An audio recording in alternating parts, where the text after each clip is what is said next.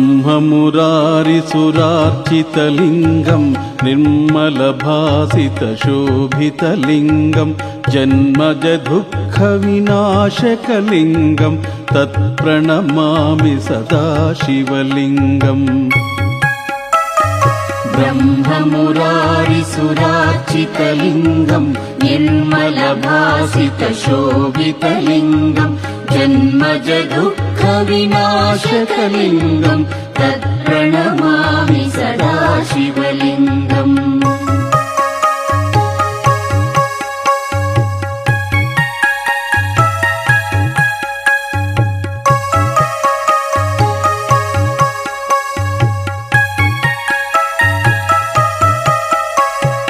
देवमुनिप्रवरार्चितलिङ्गं कामदहं करुणाकरलिङ्गं